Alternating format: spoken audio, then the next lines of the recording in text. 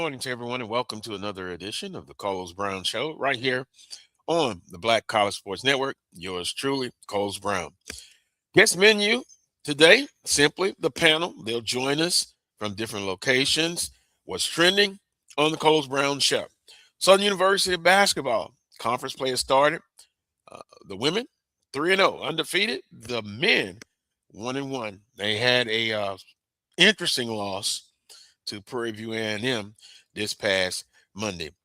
Also, we're going to be discussing, and I know it's early, way too early, but early SWAC basketball surprises both on the women and the men's side. And then, of course, we'll have our SWAC basketball report. Plenty of basketball to talk about. As always, now let's introduce the panel. They'll come in one by one. Coach Vann Pettaway, good morning, looking dapper as usual. Getting ready to call some games. And, excuse me, wait a minute. Pat, I'm going to talk about the third official. I'm going to talk about it. What'd you say? Oh, yeah. No, we can't just blame it on the officiating Monday night, but, yeah, I'm going to discuss it again. Why do we need three officials? What was that on the baseline? Oh, yeah. He can't see all the time. But anyway, I'll call you back. Will Brown, good afternoon. Coach Pettaway, good morning. Hey, good morning. Good morning. Good afternoon, guys. Coach Pettaway, I just like punishment. Once again, Saturday, I was watching the Texas Southern game in person in Southern. Man, and let me say this, Coach. I know they're human. They're not perfect. But, wow. If I had any hair, I would have pulled it out. Again, Coach Pettaway, maybe that third official on the baseline, doesn't he move baseline to baseline? Right. Yeah, they're moving the triangle. When you have three officials, they move in a triangle. And, they're not supposed to go across over into each other's territory, but sometimes that happens. Well, I guess it just burns me up, and I had promised not to, get mad about it. But sometimes I guess they can't see, and then they have to defer to the outside official. Right, Carlos, they're supposed to talk to each other. That's the purpose of all three of them being on the court. They have to, because somebody might see something that the other one did, and then you ask for help. That's what they do. Well, you explain it that way. I feel a little bit better, Coach Pettaway. I promise you, they're supposed to. I like it when they talk to each other, because that means that you got multiple sets of eyes on that situation, and they can come together and they come up with a solution. Now, think about this. I would have loved to have watched that game. I'm mad with Southern for not having the game film. It wasn't on SWAC TV. I don't understand that. I had three games going at the same time, but Southern was not one of them. Well, we'll get to that, because I know it's a lot of conversation about a certain player that came back who was at Southern. He was at several schools. Now he's at Prairie View. And I wish him the best. But we'll get into that one as well. For the women, they are the team to beat. But one of the things I guess I'm thinking about, I think you're going to get everybody's best shot, because you were picked to win it. You won it last year. So I just want to see them kind of continue to improve. On the men's side, I just think, and remember I asked the question, who is going to be that consistent second scorer for Southern University? Because Jacobs, he's getting everybody's best shot defensively, trying to figure it out to slow him down. So that's one of the questions I'm putting out there, Coach Pettaway. Hopefully, this weekend it's going to be tough. You're going on the road, FAMU and Bethune-Cookman. Also, Coach Pettaway, the former men's basketball coach, unless he has a twin, I think he's on the bench coaching at Texas Southern. I'm sorry, Coach. Yes, Coach Hughley is assistant coach at Texas Southern. Yes. Okay, I thought I was hallucinating. I saw him last Saturday. Good morning, Charles. Morning. Good morning. Happy Saturday. Yes, sir. In Huntsville for a huge game on the women's side. I've been looking. The Alcorns undefeated. On the men's side, you've got Grambling and UAPB. So I'll go with number 2 of my trending. Although it's real early, I understand that. Early SWAC basketball surprises, Coach Pettaway.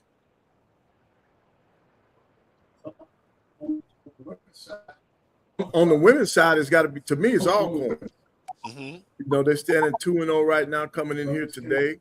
And now, a big surprise for me is that Grambling's women are not winning. I thought they were a better team. So the surprise team that has shown success is Alcorn. The surprise team that is not doing well, there are 2 of them. Also, Jackson State. Mm-hmm. Jackson State and Grambling are not where I thought they would be. I thought they would be in the thick of things, and right now it's they're not. But like you said earlier, there's still time because it's early in the season. Oh man, it's early. That's why I phrased it early. Some would say way too early. But Charles, Alcorn State women, they've got an interesting game this afternoon, and against Alabama A&M, who has a early loss in the conference season. We lost him.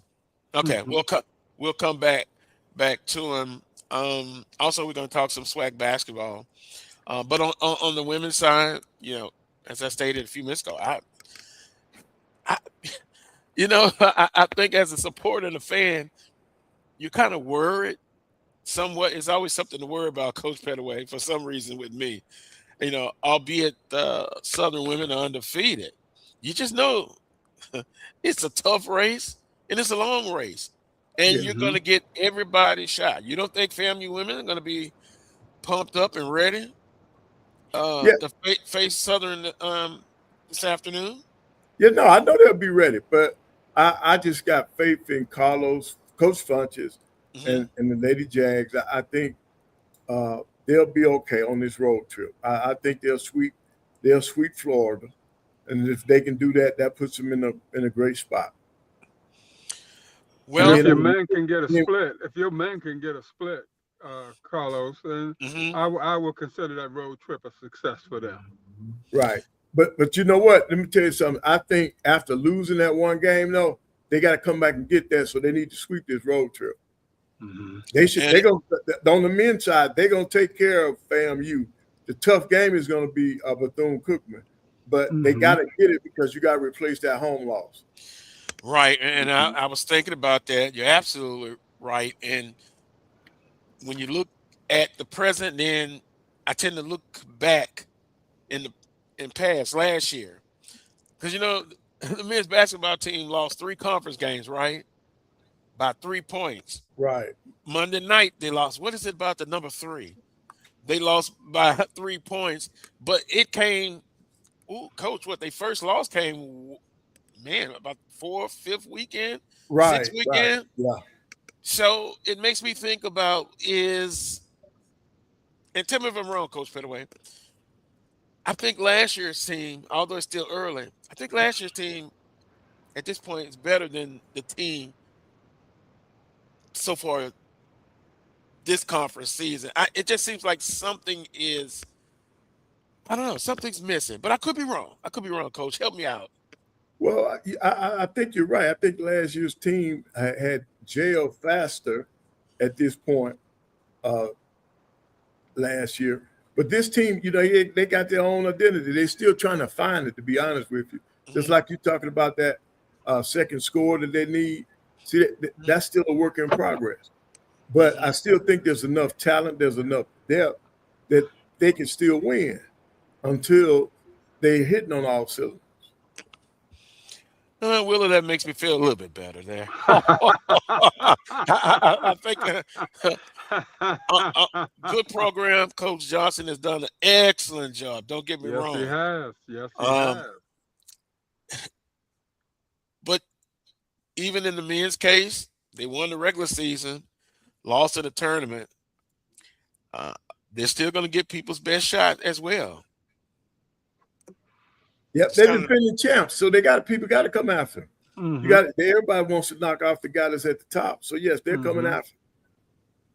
So they have to be prepared. They have to understand that. And I guarantee you, Coach Johnson and Coach Fuentes has already told their respective teams, you got to be ready to play because we're the standard that people are trying to get to. They're trying to knock us off the pedestal. So you got to be ready.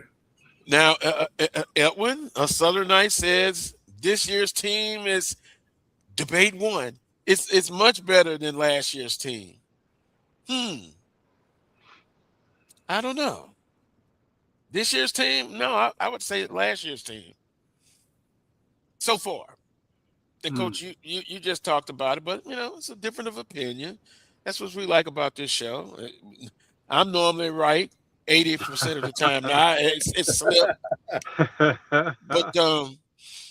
But what I do like about this year's team, they're still playing. Coach, he's still playing 10, 11 people. That's his philosophy. Right. Coach Johnson and the women are playing a lot of people. And they rotate them in. Just like last week against Texas Southern. It was a close game for a good part of the game. Then Southern just kind of went on and kind of wore them down. Prairie View last week. I talked about them. Watch out for them. They're a young team, but they played tough. They played Southern tough, but then, a good team always wins out in the end. Yeah. See, but what you all got to stop doing, you got to stop letting players like Joseph go away. That's who came back and hurt you all. Joseph, the kid from Prairie View. I didn't understand him leaving for Prairie View, but man, he can really stroke the basketball. And right now, he's leading the conference in scoring. Yeah, 23 a game. Yep.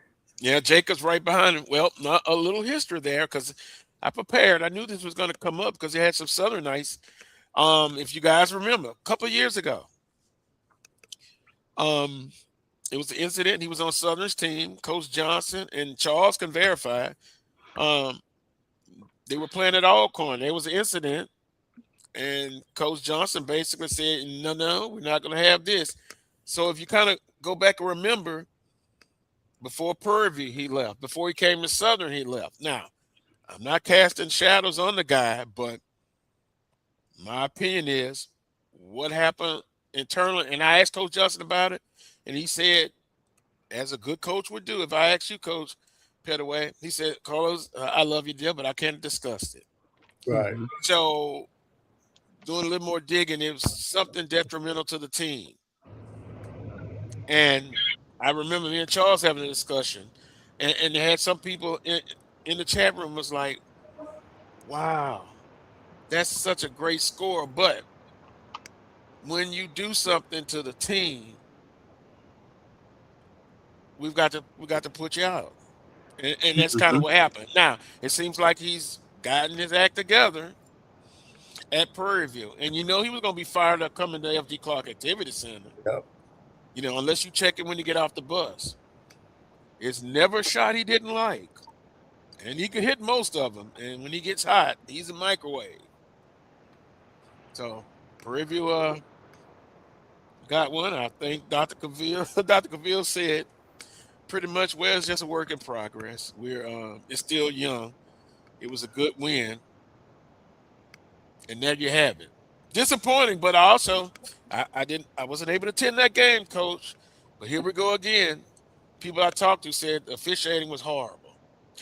But we're not going to say that was the reason you lost. Because there are some in the HBCU realm believe that Southern gets all the calls. Charles, you're laughing, but they get all the calls on in Mumford Stadium at the FD Clark Activity Center. I present to you that is not true. I think it's the all opposite. And if I could have got to that referee, I would have gave him some good words of caution. Mm-hmm. But they told me I better not go down there. So all I have to say is this: you still can't just blame the officiating. You know, you have your opportunities to get it done, and you split at home, which is disappointing. But the season is not over. Thank you for letting me get that off my chest. But these Well, basketball teams, their Carlos, basketball feel pretty good, Charles. yeah, you were. I'm sorry we got disconnected. You were talking about the women's side of things. The Lady Braves are getting it done with defense at this point. Holding teams to 40 points, 49 against Jackson, 49 against Alabama State, a team that, in that Valley Pine Bluff swing was scoring 70 a game. Now you got Alabama A&M here coming up. I mean, this is a kind of an emotional game for Don Brown. I think Coach Pettaway would attest to it. And I saw her video dancing in the locker room after the win the other night. She plays UAPB, her former team, wins that game, then takes on Jackson State. Obviously a good team, and Margaret Richards coming back to Huntsville. I understand, somebody was telling me last night that was an emotional game there. Margaret Richards' first visit back to Huntsville, getting that after the loss to Valley. And then Alcorn knocked A&M out of the SWAC tournament last year. I was asking somebody last night, do you think that got bulletin board material? And they said, absolutely, it has. So I think, this is a big game, for A&M and for the Lady Braves. First time since the 2011-2012 season, we started 2-0 in conference, believe it or not. It's been that long since we've gotten off to a good start. So I think this is a big game for the Lady Braves. Their defense is on point. But can you win long-term, guys, scoring 49 points a game in the Southwestern Athletic Conference? That's all we're averaging, 49 points a game. But our defense is spot on. Is that a sustainable model going forward? So far, so good. We'll see if it continues today. Coach Pettaway, I think when can you really? Oh yeah, I'm not getting violent. Yeah, but defense can take you a long way. Sometimes the ball won't go in the basket. I saw that last Saturday. Southern men's side had that drought. And when you look at a lot of the games, whether you're watching NBA, basketball is a game of streets. I've noticed. But defense is constant. If you can have that, that'll keep you in the game when offensively the rock is just not going in. Right, yeah, defense will get you there, but you still got to be able to score now. You got to put points on the board. Like with Alcorn coming in here today, Alabama A&M, I think they're third in the SWAC in scoring at 60 a game. I think Coach Thornton knows that she cannot afford to let them slow them down. They got to score basket. They got to speed up the tempo. Coach Kilbert has a number. If you remember, if I'm not mistaken, Alcorn put Alabama A&M out of the tournament last year. So they've got to be ready to play.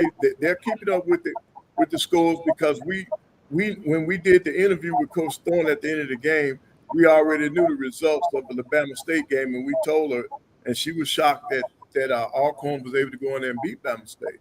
So she knows fully well that Alcorn State is capable. Coach Kilbert does a great job down there, but you got to score the basketball. And even at averaging 60 points a game, even for Alabama A&M, they've got to score more. They got to generate more offense.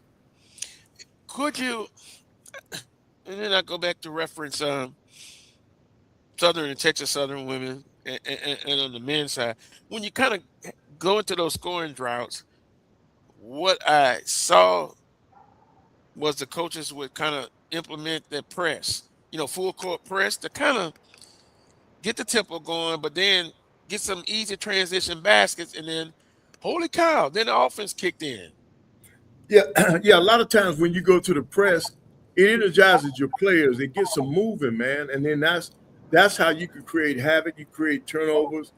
You create tempo. You're looking more so for that tempo than necessarily baskets, because if you can get the tempo up on a team that likes to play defense, then you one step ahead in the game.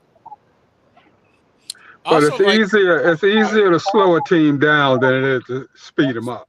Yeah, it's much easier to slow a team down. In terms of dictating tempo, that sort of thing. It's hard. If I don't want to run, I'm not going to run. So, I mean, unless you get far out ahead of me and I'm forced to run, forced to pick up the tempo. But as long as I can keep you pretty much under control and control that tempo by slowing it down, then it's hard for you to speed me up. Yeah, that's you, the coach. But them kids on the floor, when they see that energy and they see them traps and double teams coming at them, you know, their eyes get big as a saucer. Yeah, they do. Yeah, they do. Yeah, they do. Yeah, they do. And the other thing for us guys is that, you know, this time last year we had Destiny Brown, we had Zaniyah White, we had Tremaine Finley, we had the scoring last year. We're still trying to figure that thing out as far as scoring. We have people who can score some. We had one of the best three-point shooters. We still have Maya Claytor, who was early in the season, was one of the best three-point shooters in the country. Teams have her as the number one player on their scout report because when she's hitting threes, it opens up the rest of this offense. So I think offensively, we're still trying to figure things out. But defensively, you talk about creating turnovers. You know, we had a 5-5 second quarter in that Alabama State game the other night. We had 5, they had 5. And so scoring is still an issue for us. But if our defense can cause you to turn it over and give you more opportunities, we will figure out a way to run our offense and put points on the board. So I think that's kind of the story for us. And we'll see if our offense picks up the pace. But, you know, on the men's side, guys, I'm impressed with some of the scoring. If you look at the individual scores, and I know it's early, it's just a small sample size. I counted 9 or 10 players in this conference averaging 20 or more. Yep. I mean, so I think we've complained about the lack of scoring on the men's side over the years. You know, you don't have the Bobby Fields and the Avery Johnsons and, you know, all the Ashley Robinsons who can put the ball in the bucket and get that high scoring. But right now, you got a bunch of players in this conference on the men's side that can score the basketball. You know, we had 3 players over 20 points the other night. Jackson, of course, you know, their point guard is pretty special, and Ruffin. So, yep. So I think maybe on the men's side, again, it's early, small sample size. Maybe we'll get a lot more scoring on the men's side, which will lead to a lot more excitement, I think, and a lot more energy, a lot more conversation. You know, it's interesting. I'm listening. When we talk football, we said defense wins championships, right? Basketball, Coach Pettaway said, yeah, but you got to be able to put that ball. Yes, sir. You got to be able to score, man. And you got to be able to score. You got to take advantage of it. And one of the things, like Charles was talking about how many players we got, this is what the SWAC used to be like, man. When you have multiple players, back in the day, man, I could name every 20-point scorer that was in the SWAC because we played against them. And now we're just getting back to that point where you got multiple players that are averaging over 20 points a game. You know, Ruffin will be here on Monday.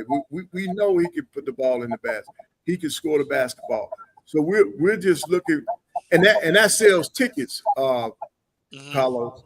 Yeah. You know, if you got a good offensive team, that sells tickets. Then Wheeler, I hate to tell you, but they ain't buying no ticket now to come watch you hold the ball now. I'm telling you, they're not gonna do that. They're not gonna do that. They feel a little better, Coach Pettaway, if I'm winning. Yeah, that's true. Yeah, winning cures everything. Yeah, winning cures everything.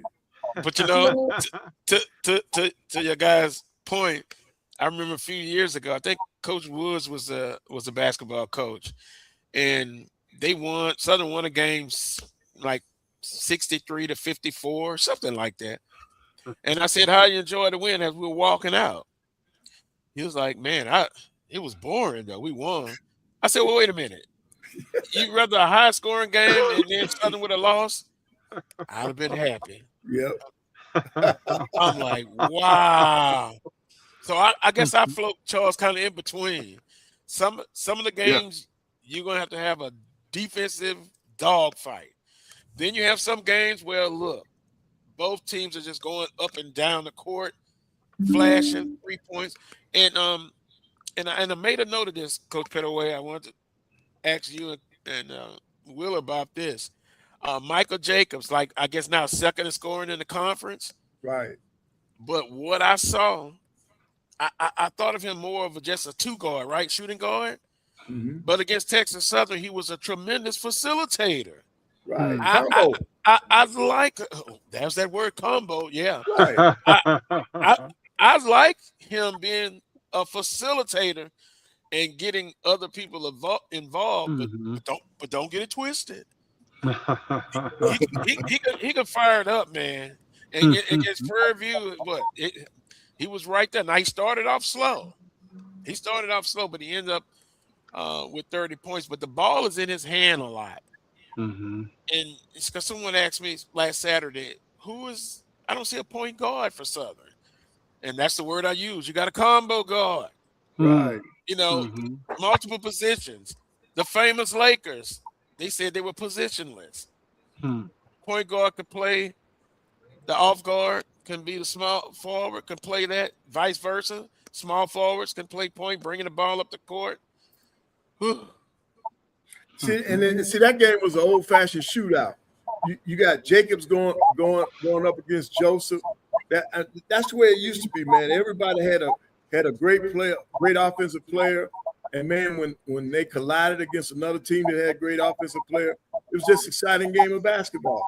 But I need you to get on your administration. They need to make sure those games are televised.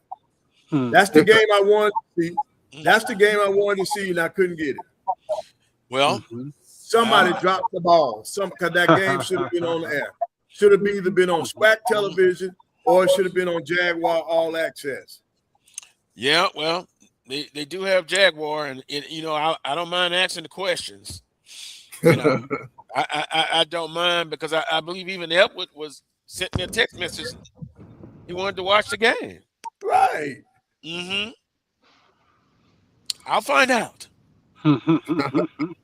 I still have connections. I'll find out, even if I have to call TC and find out what happened. Yeah. Because now they're on SWAC TV both games Saturday and Monday. Because I'm not going to be in Florida. That's how I'll get a chance to see it.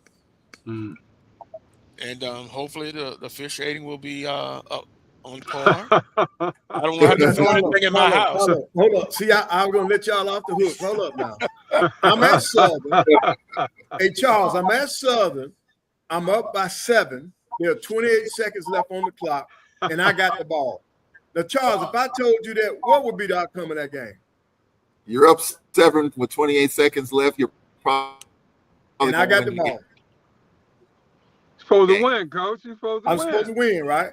Well, guess what? At Southern, you don't win those games like that. I lost that game in overtime. And I'm going to tell you, hold up. Y'all put me over there in that little gym. Something was going on at I think you all talking about Seymour or something. Yeah, they put me over there in that little gym. I'm pressing you all. Your guy panicked.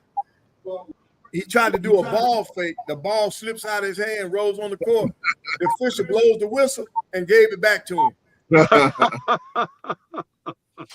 Well, that's an exception, Coach Pettaway.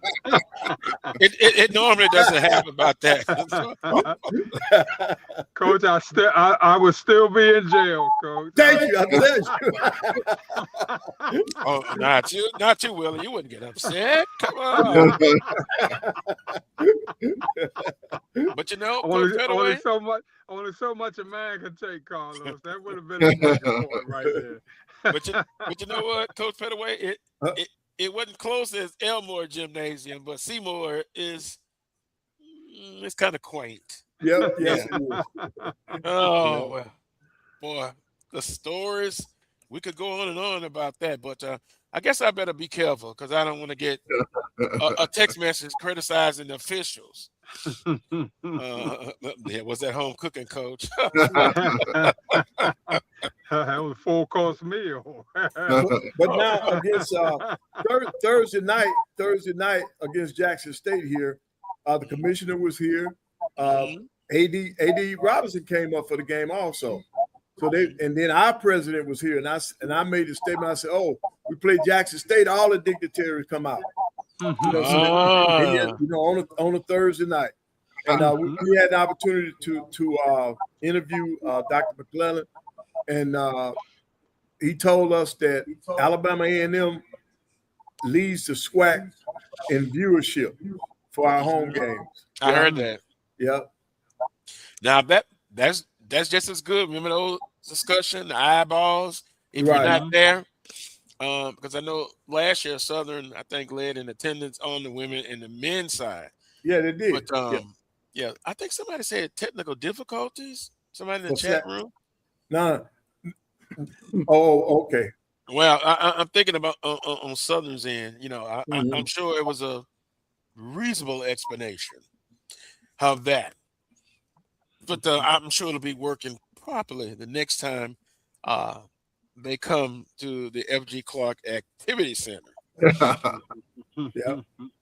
So Southern And see, all these 3-0. schools do have the broadcast that if they don't send an actual crew like Coach Pettaway and Mo Carter, all the schools do have their own broadcast setup where SWAC TV can pick that up and still have the games on.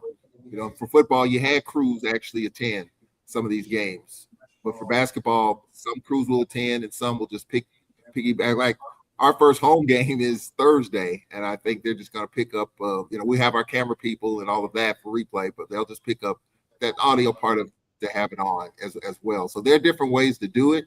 I think SWAC TV and the conference, the commissioner, they're just trying to just make sure the games are on.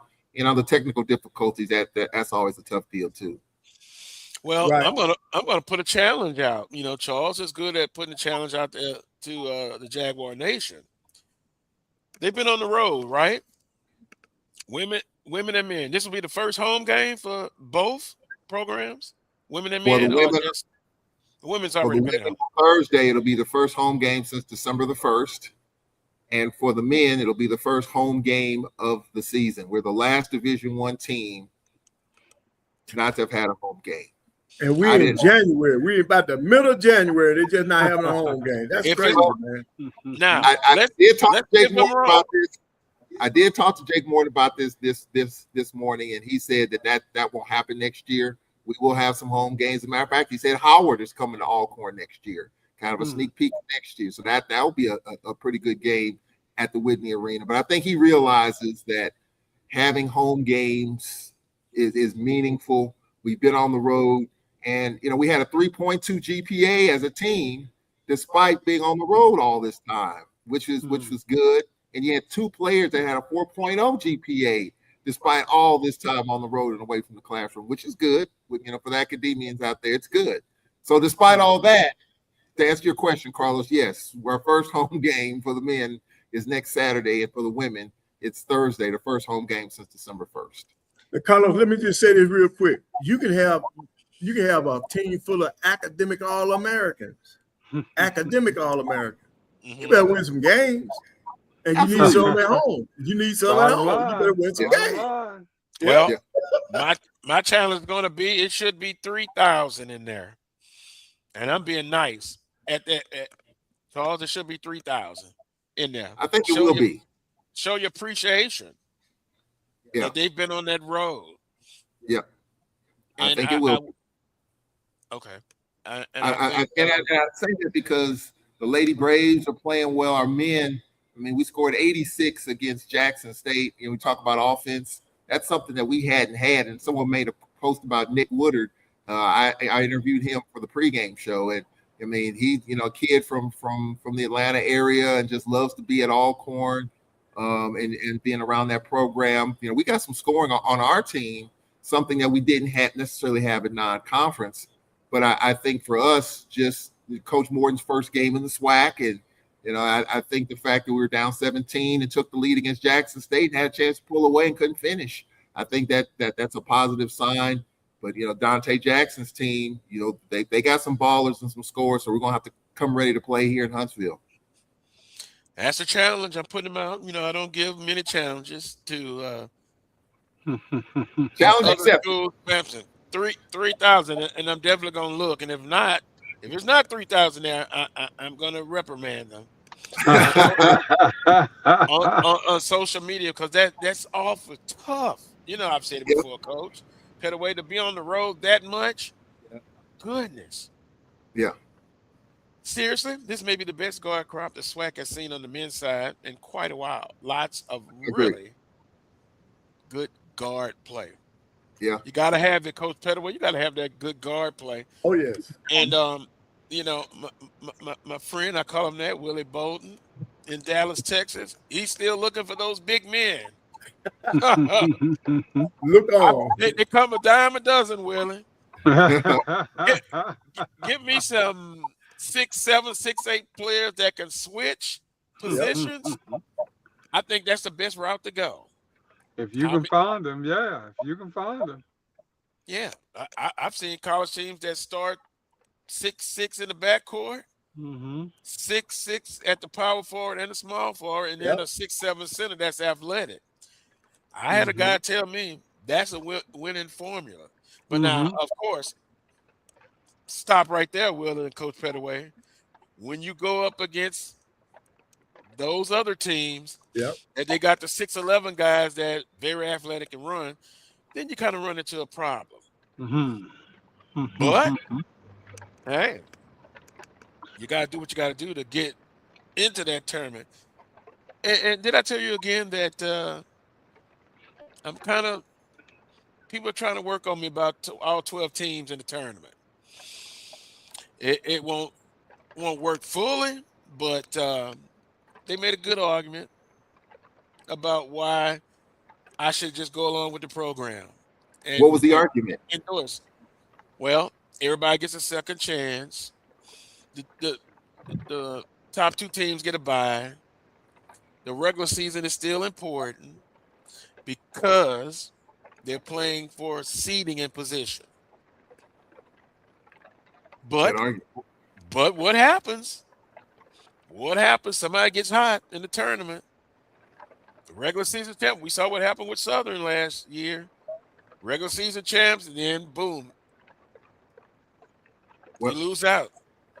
But that's what tournament play is all about, the upset, man. That's why everybody likes the big dance, because they waiting on that first upset. Ain't no guarantees, man. Ain't no guarantees. It's good when it's somebody else, the underdog, but not my team. Yeah, I got you. Well, the reason why I asked that question, because I've been thinking about it all week. We've discussed this, and we have a former AD here, obviously, that can probably answer it. Because of the fact that all 12 teams are in the tournament, whether you go 18-0 in conference or 0-18 or 3-15 or 4-14 or whatever the record is, as an administrator, does your evaluation of the coach in conference, because you know coach is not going to get fired for going 1-12 out of conference. It's not going to happen. Does your evaluation change because of the fact that you know your team's going to the tournament regardless?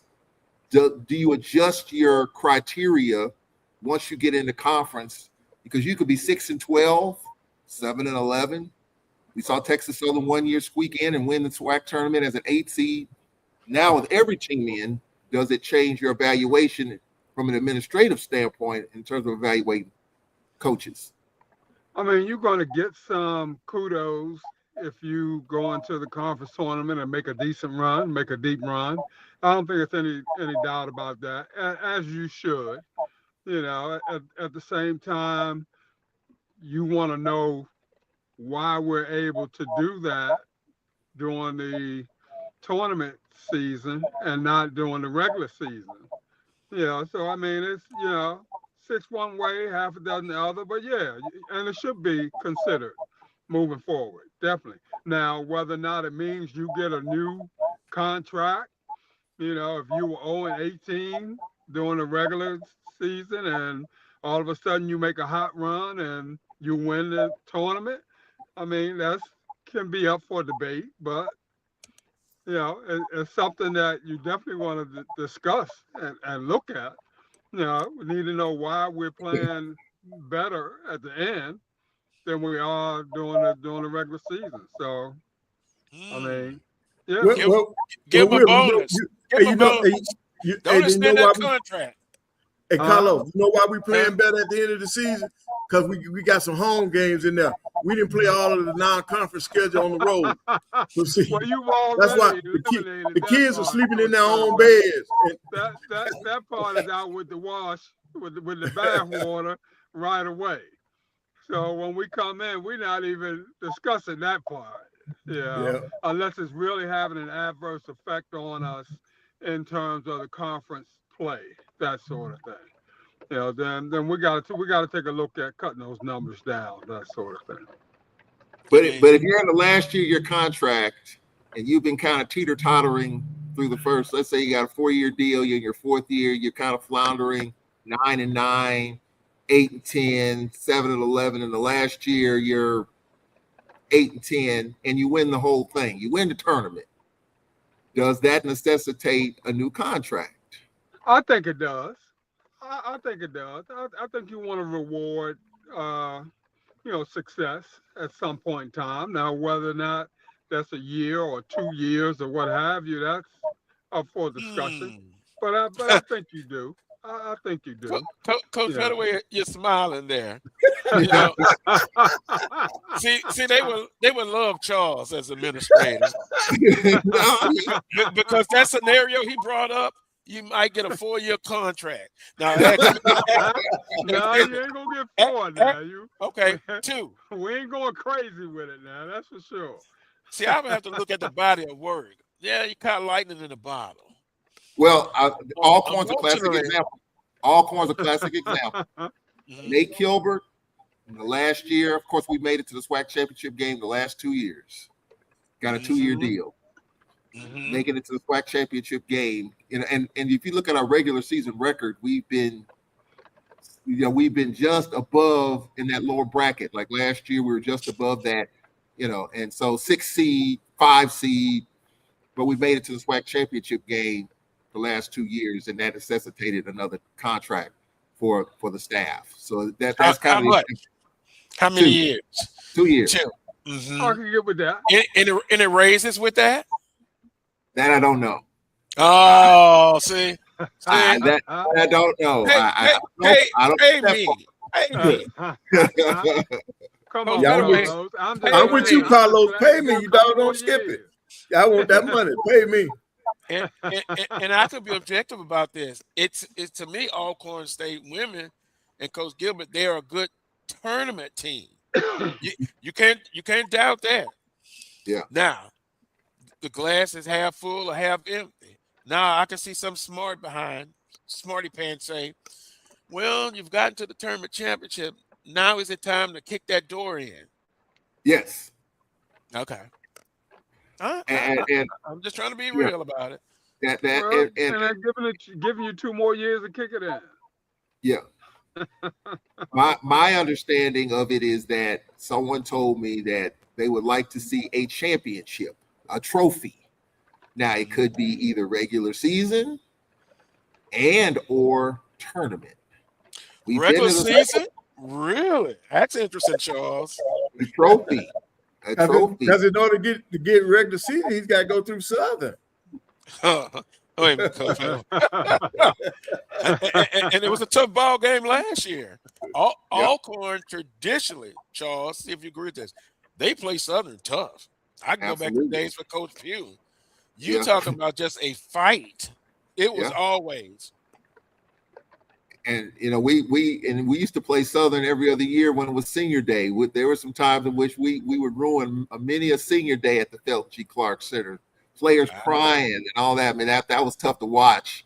But yes, we seem to be. And Nate Kilbert talks about it. Coach Pettaway, it's about matchups. Yeah, it just seems like our system matches up well with Southern's system, and I think that's kind of. And we've had success against Southern, but in the tournament last year, Destiny Brown went down in that semifinal game, and whether or not she would play in the championship, the concussion protocol, all that, she did play. It clearly was a factor, but you got to give Southern their flowers. They shot the ball well, they defended well, but clearly us in Southern University have really good games and really tough matchups.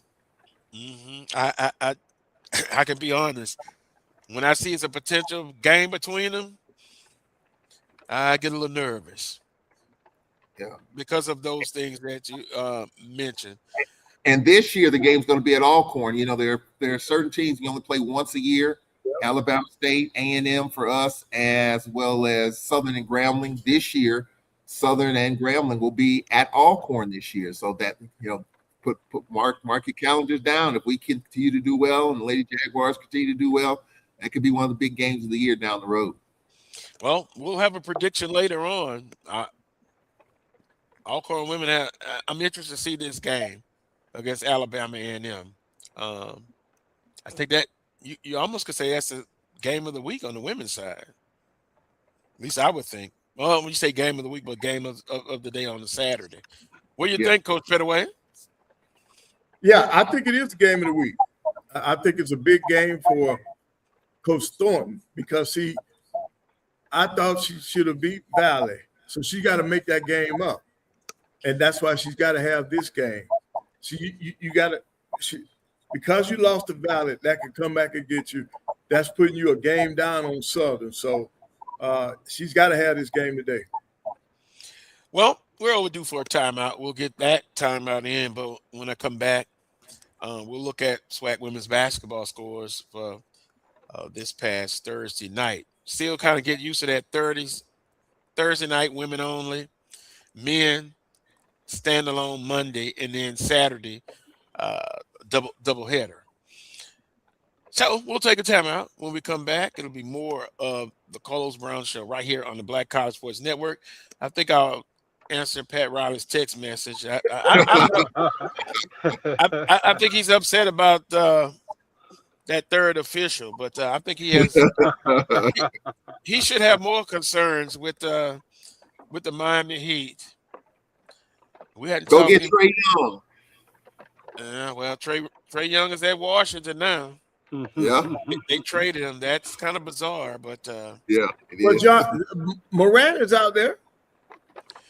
Yeah, I saw a potential trade, but you would have to give up a good bit. Minnesota. Well, they're saying they'll take draft picks for Moran.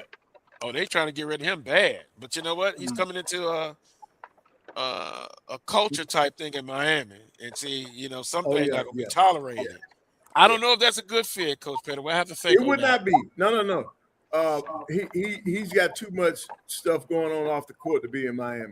That's not a good place for him because your culture's already been established, and some of the things that he's doing that will not fly in Miami at all. Pat Riley's not going for that. Maybe the Anthony Edwards would love him. Anthony Edwards would love to have him as a sidekick in Minnesota. That's been talked about the last day or two. Ooh, is there enough basketball to share? That's right. Just going to say there's going to be enough ball. They don't let you play with two balls. And let me tell you something. Edwards is not squeaky clean himself. He's such a competitor. He walked off the court the other night. So those two, I can't see that one. I think you're playing with fire on that one. Right, a little too volatile.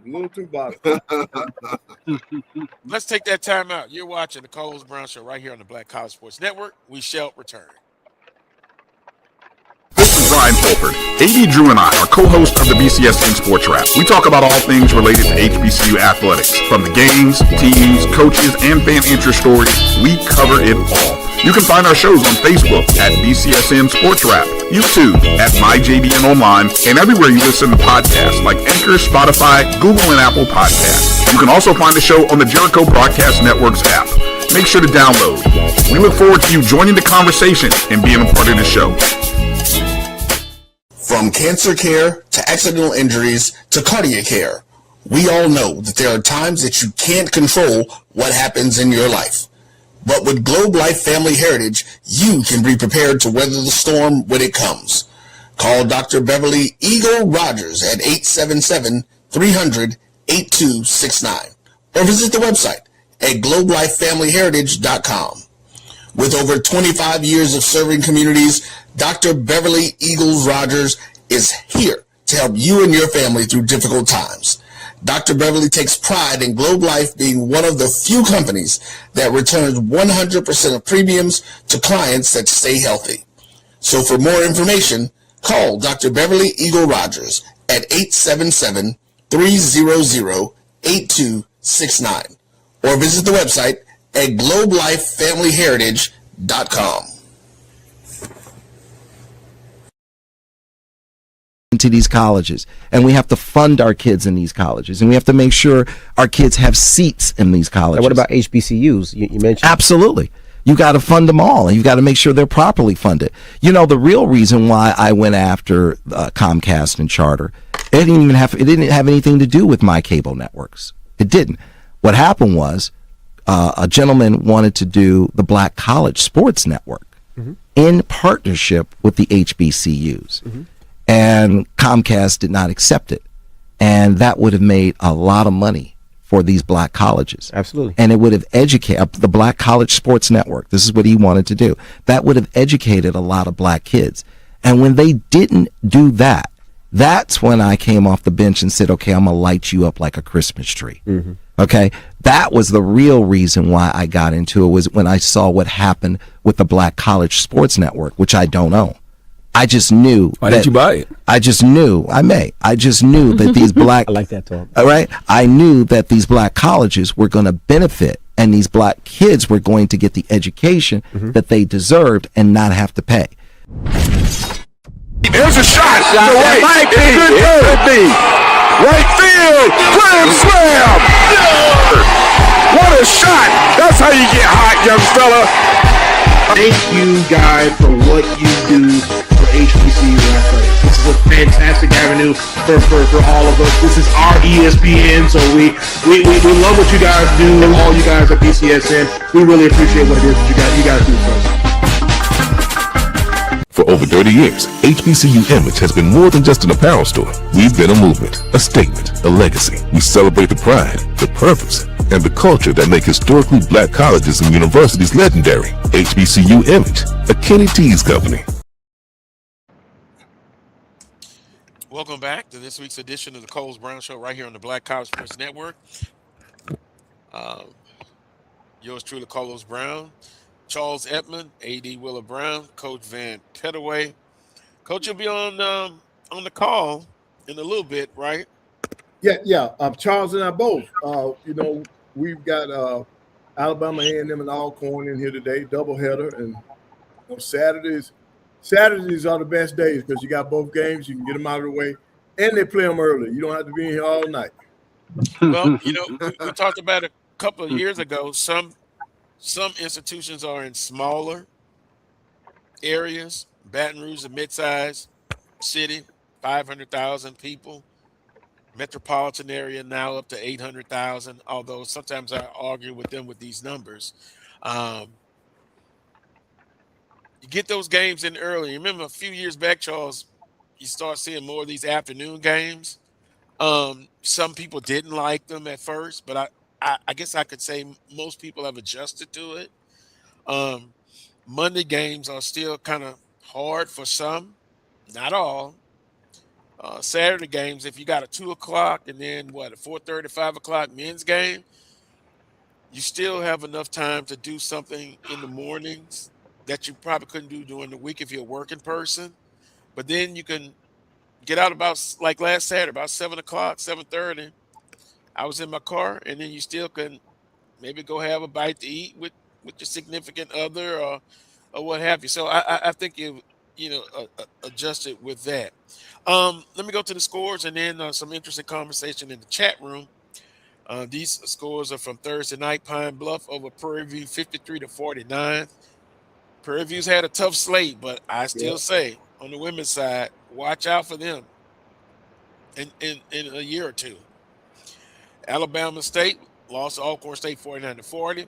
It was FAMU over Grambling State 59-55. It was Southern over Bethune-Cookman 61-50. Alabama A&M and Jackson State. Wow. Alabama A&M over Jackson State 69-59. And Texas Southern. Hey, they got it done. 20-point victory over Mississippi Valley State. That was a team I saw last Saturday. You know, like I said earlier, they played tough for a while, but I think the better team won. Panel in the chat room, there is some, and some people say, well, you pick and choose certain ones. Well, you can't talk about all the comments, but they're great in the chat room. Let's see. It was a couple of ones they were talking about the non-conference schedule. It should help teams, but a lot of times it's to help make the budget for the other teams. We know about football, but basketball, and then some were saying about you got to have that balance. Coach Pettaway, we talked about that a lot. You're right. We do. About the non-conference schedule. Right, and see when you build your non-conference schedule, for us, we got to think about money, and then that coach needs to be thinking about playing against different styles of basketball. You want to play teams that are going to show different things, so that perhaps when it comes to conference play, your team is familiar with that style of play because they did it in the preseason or non-conference season. So a lot of it comes into play, but we always talk about the fact that we're playing these money games. But you can still play the money games, but play some of the teams because of their style of play. Get money from those institutions. That's the kind of thing you got to look at. And you also remember when I think you brought up, and Will, about the regional aspect. Right. Regional play, yeah. Herbert Stewart said, frankly, I think the key for SWAC schools in particular is having a more regional focus as it relates to scheduling. Plenty of comparable programs to look at. But it's like it's two souls fighting within the body. On one hand, you're told you got to come in and help out. I think most people would agree with that. Well, I got to help out. But how much you want us to help out? My God, you're on the road, 13 games. And then, and Will, not just you, I had somebody else tell me, well, guess what? If we cut out those games, we'll go broke. Well, I don't like the way you term that, go broke. Yeah. You won't go broke. If you're gonna go broke, Carlos, maybe you shouldn't be doing what you're doing there. Well, I still want that balance. Now you won't go broke. And matter of fact, this guy even told me about, he said, I heard you talk about those money games in football. How dare you say play one every 4 or 5 years? We won't make it. I don't want to take all the time out on the show, but I can't see that either. I'm for balance. But anyway, go ahead, panel. Well, with the regional scheduling, not to cut you guys off, with the regional scheduling, a lot of times we're recruiting against those very same schools. Right. And if there's a possibility that I'm going to beat you, that's going to affect recruiting for your particular school. So a lot of those PWIs that are in the region, they're not going to play you. So it's going to pretty much force you to go out there on the road. Because they don't want to go to a high school somewhere or a junior college somewhere and say, well, you guys lost to Coach Pettaway and them. I think I may want to go over on that side as opposed to, staying right here with you guys. So that's something that we have to battle from our point of view also, in terms of not being able to schedule the regional games as much as we would like to. I would call it Chicken Little. Yeah, I look at it from the other side. I look at it from the other side, though. I think that there's a handful of schools in our region that'll pay you a decent guarantee. But I think when you're up against the number, I think some of these regional schools that we could play don't exactly pay you the kind of guarantee. You can look at the SEC schools. We're in SEC country. So Texas A&M, Texas, Arkansas, Ole Miss, Mississippi State, they're all in the region. Georgia, they're all in the region, and they're going to give you what they're going to give you. And so you get 4, 5, 6 of those games, and if you're up against the number, you can make the budget. But then there's some other ones, ULM, for example, which is a great trip for us from a convenience standpoint. Are they going to give you what you're looking for? Are they going to give you the $75,000 to play ULM? Probably not. Louisiana Tech, probably not. Now we played in Louisiana Tech's tournament. It was that exempt tournament where you get a couple of games in.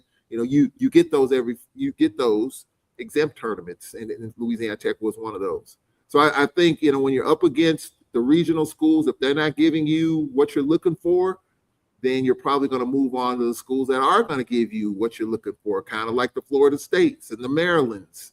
You go further on the East Coast, you can probably get what you're looking for, or the Tennessee, they'll give you what you're looking for. So I think if you talk to these ADs, they got a number in mind, and you got to somehow, some way meet that number.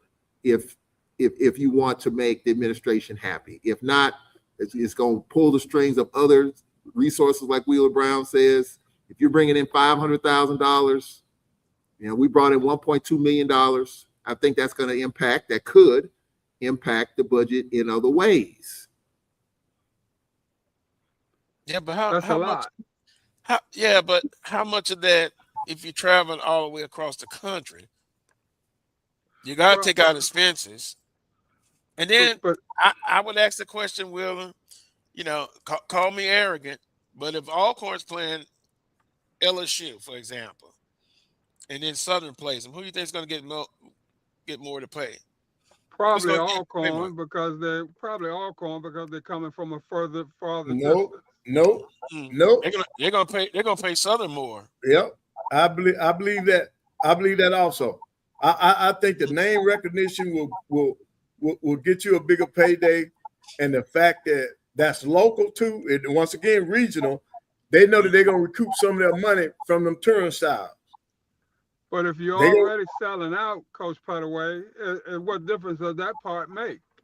Right. Well, see, I don't think I'm not gonna pay you if you coming from right around the corner as much as I'm paying somebody who's gonna have hotel expenses or airline flight, that sort of thing. And then the other thing is that, Carlos, the way you get around the financial point of view is that you piggyback.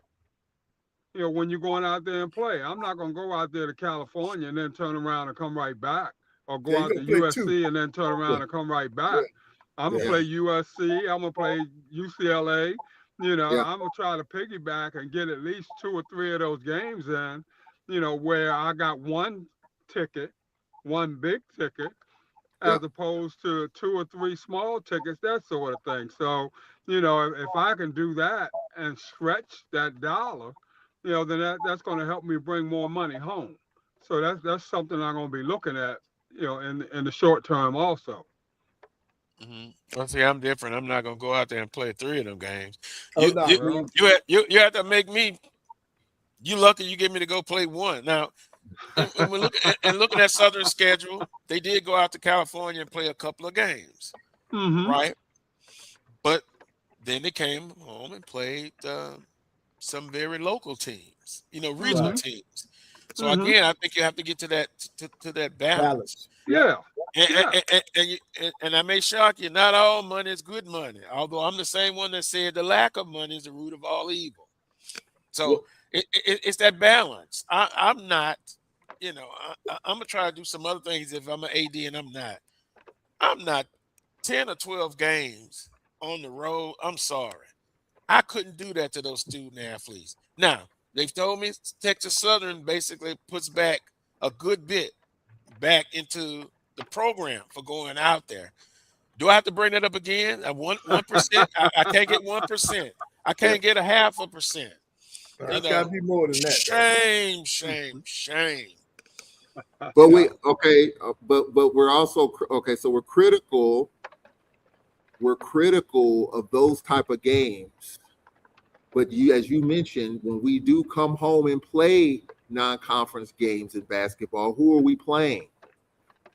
We have some good games now, Charles. Like you have some. I'm looking at the opponent. Like we play the Ecclesias in the College of Biblical Studies. Nothing against those programs, but our folks talk about those games too. Yeah, but I wouldn't want to play those games either. But they're home games. Like example, Northwestern State on the road, but Northwestern State at home. Southeast. Yeah. Those are teams that are comparable. Do what you want. You go out there and play all those games you want. Bring all that money in, and I know you've said no one's gonna get fired. But AD Drew said somebody got fired for doing just that. They played a hellacious non-conference schedule. Yeah, I saw that. I'd like to bring that back up because maybe I can pull that. We can pull that back up.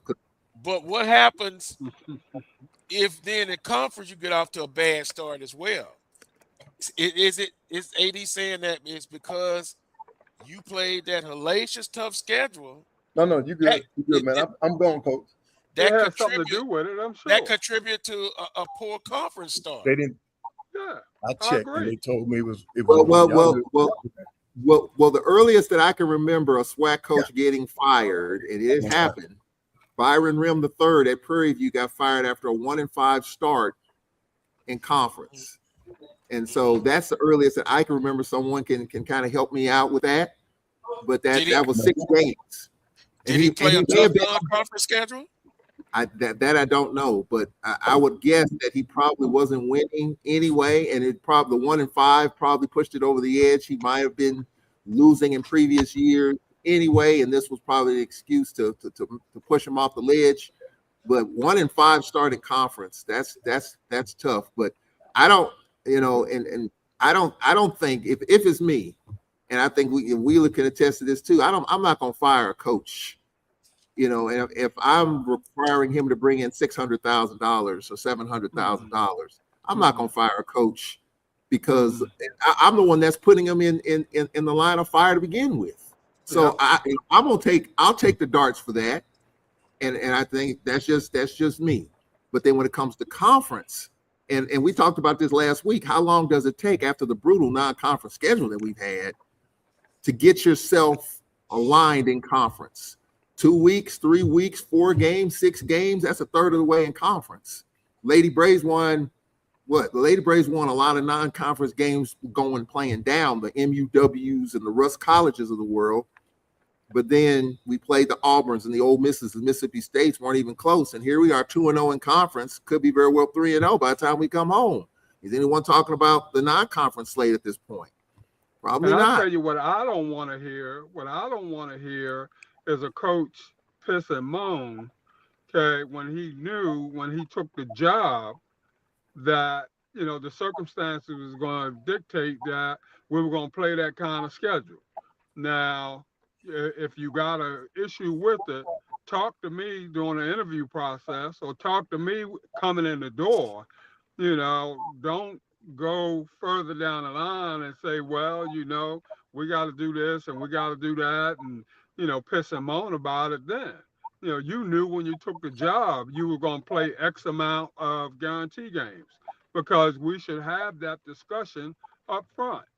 And either we come to a meeting of the minds in the beginning, in terms of, Coach Brown, I'm only going to allow you to play 6 of them, and that'll give you 6 games to, try to get some home games and get some wins, that sort of thing.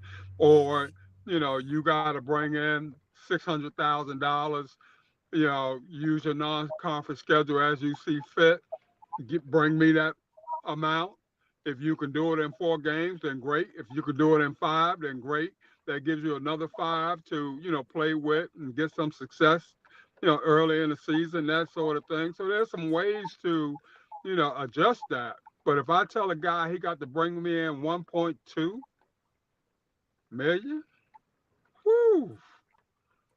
Yeah, well, I mean, I got to be I wouldn't be your guy. See, I would not be your guy. It was required that he brings that in. I just think, Coach Morton told me last week that when he took the job, there's only 1 game on the schedule when he took the job. That was South Alabama. So this schedule, he has put it together.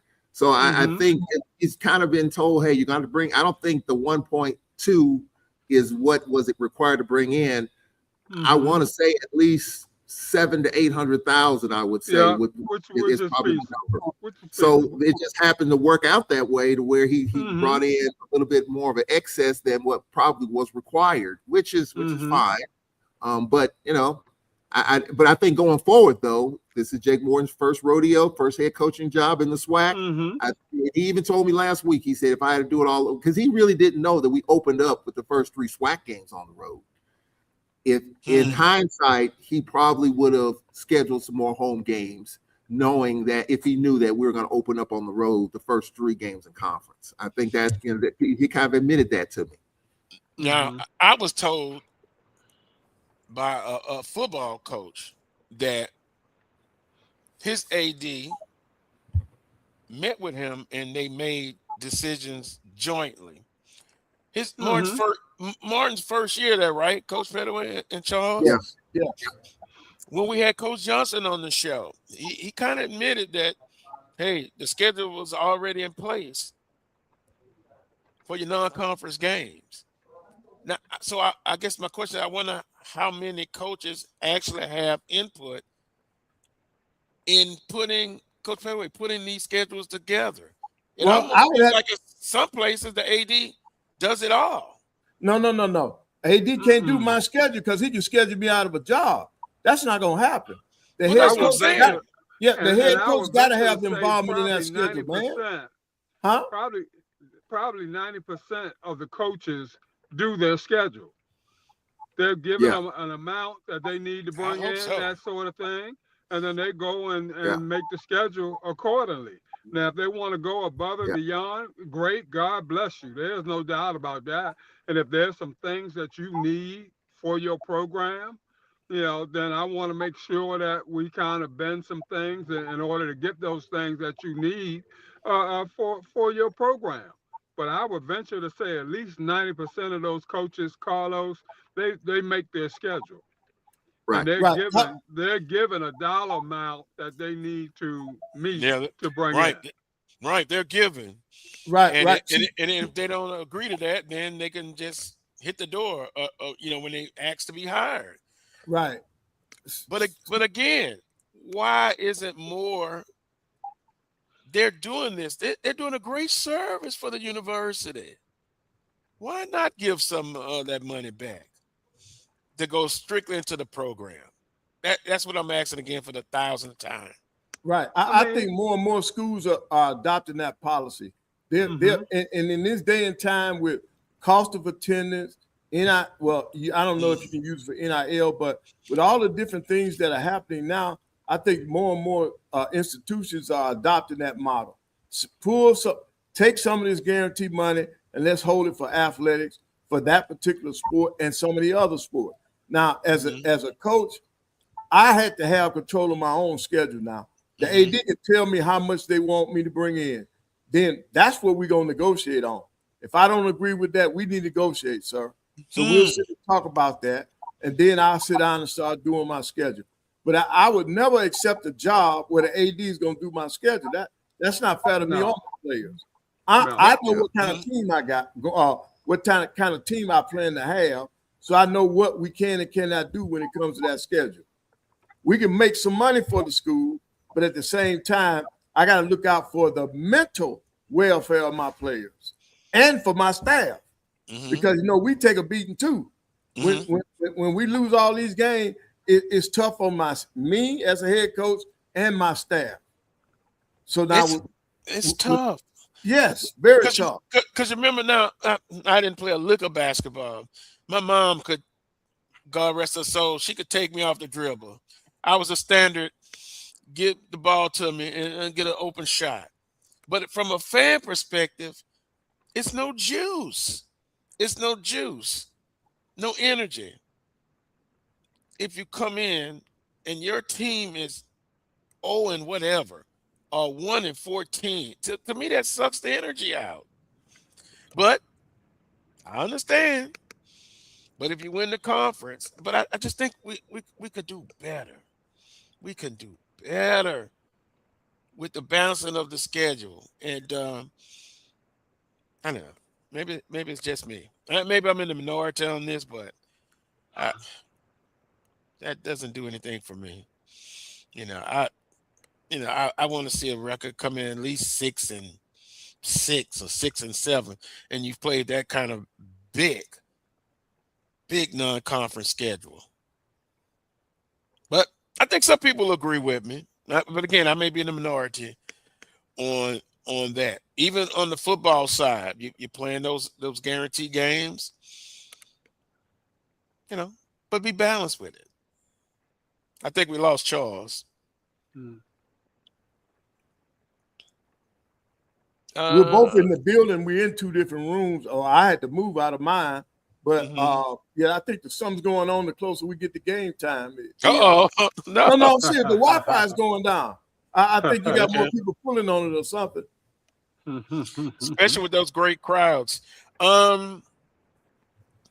Scores from January the 5th on the men's side. Of course, that was Monday night.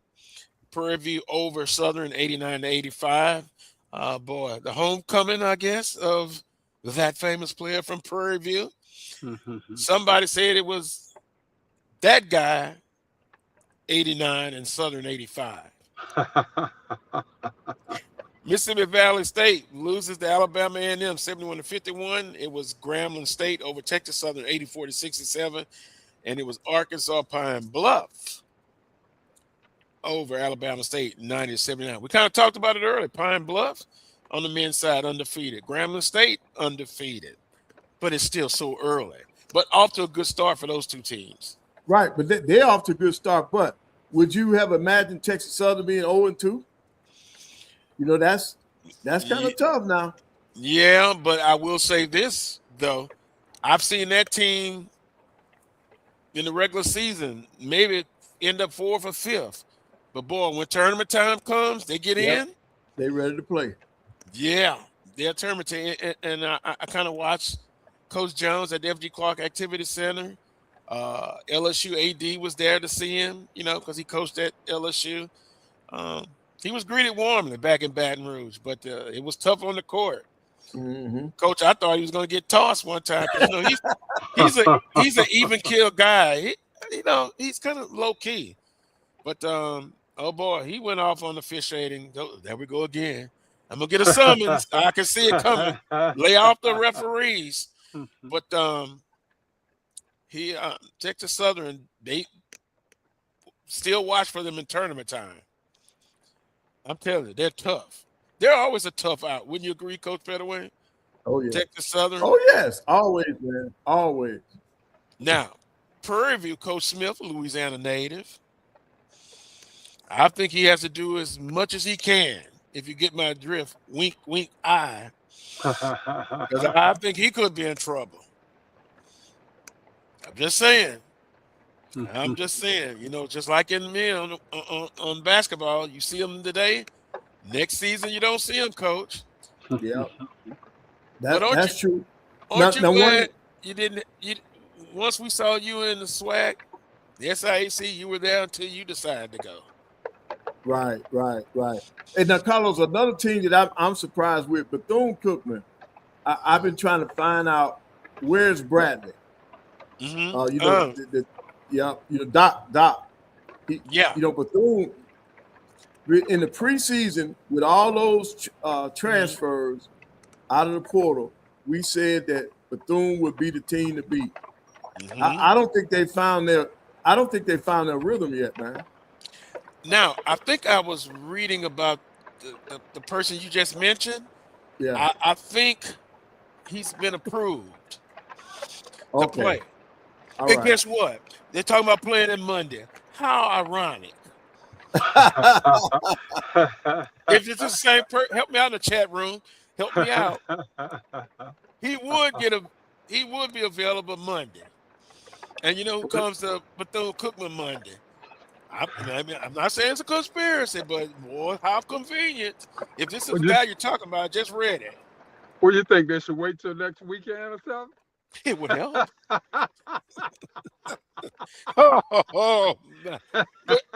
But you know, somebody in the chat room said they were disappointed too because we had all the fanfare. And don't get me wrong, they're gonna be fired up Monday. Trust me, they're gonna be fired up Monday because last year, right? Some tough games with Southern University. So I don't know. It could be a chemistry issue. All that great talent coming in. Yep. And it got a mesh, but somehow again, I predict they'll be ready Monday. They'll be ready Monday, Coach Pettaway. Why? I think they'll play the best game of the season. Yeah. But I think it'll come down to it'll be several times. I think it's gonna be a dog fight on both the women and the men's side. You know, the women's side, I still think you're gonna have a lot of competition. Southern's the team to beat, but Alabama A&M, watch out for them. Alcorn. On the men's side, Southern was picked to finish second, Bethune first.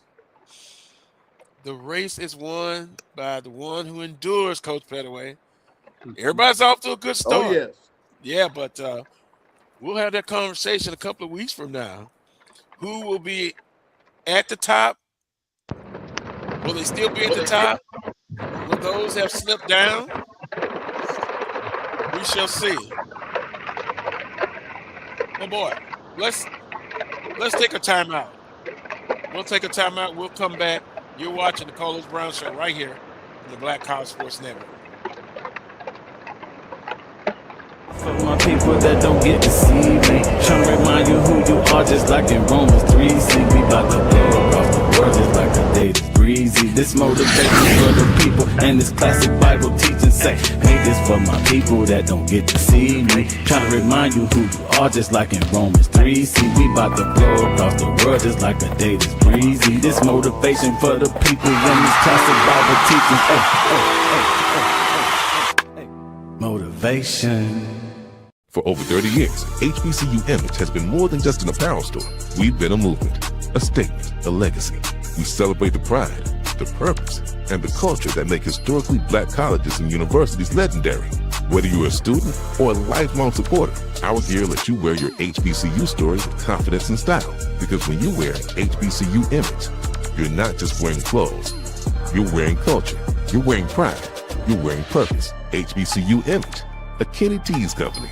From cancer care to accidental injuries to cardiac care, we all know that there are times that you can't control what happens in your life. But with Globe Life Family Heritage, you can be prepared to weather the storm when it comes. Call Dr. Beverly Eagle Rogers at 877-300-8269 or visit the website at globelifefamilyheritage.com. With over 25 years of serving communities, Dr. Beverly Eagles Rogers is here to help you and your family through difficult times. Dr. Beverly takes pride in Globe Life being one of the few companies that returns 100% of premiums to clients that stay healthy. So for more information, call Dr. Beverly Eagle Rogers at 877-300-8269 or visit the website at globelifefamilyheritage.com. Are you hungry for authentic Caribbean food like jerk chicken, oxtail, red snapper, shrimp, tofu, and rasta pasta? Well, find your way over to Mango's Caribbean Restaurant, 180 Auburn Avenue, right next to Royal Peacock in downtown Atlanta. Them belly full, but we hungry. Mango's Caribbean Restaurant, open daily from 11 a.m. to 10 p.m. And on Friday and Saturday, we're open till 4 a.m. Come to Mango's and put some spice in your life. So we've got a good thing going. Mango's Caribbean Restaurant, 180 Auburn Avenue, right next to Royal Peacock in downtown Atlanta. For more info or directions, call 404-698-3992 or log on to mangoscaribbeanrestaurant.com. For instant coupons, text MANGOS to 313131. Tell your mama hungry, papa hungry, brother hungry. Mango's Caribbean Restaurant, authentic Caribbean cuisines. Open up the door, tell them mama hungry.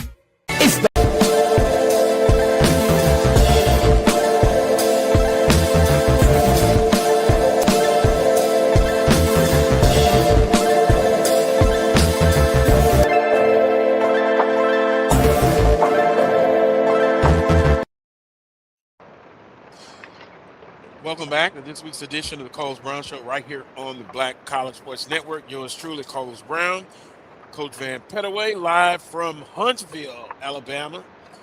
I was told the fastest growing city in Alabama, if not number one. Is that correct? That is correct. We are the number one. We're the largest city right now, and we're one of the fastest growing cities in the state. Very High good. tech area. Hey, look, high tech area, but we can't even have good Wi-Fi. That's part of the growing pains, Coach Pettaway.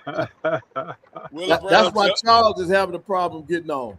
Oh, yeah, I understand.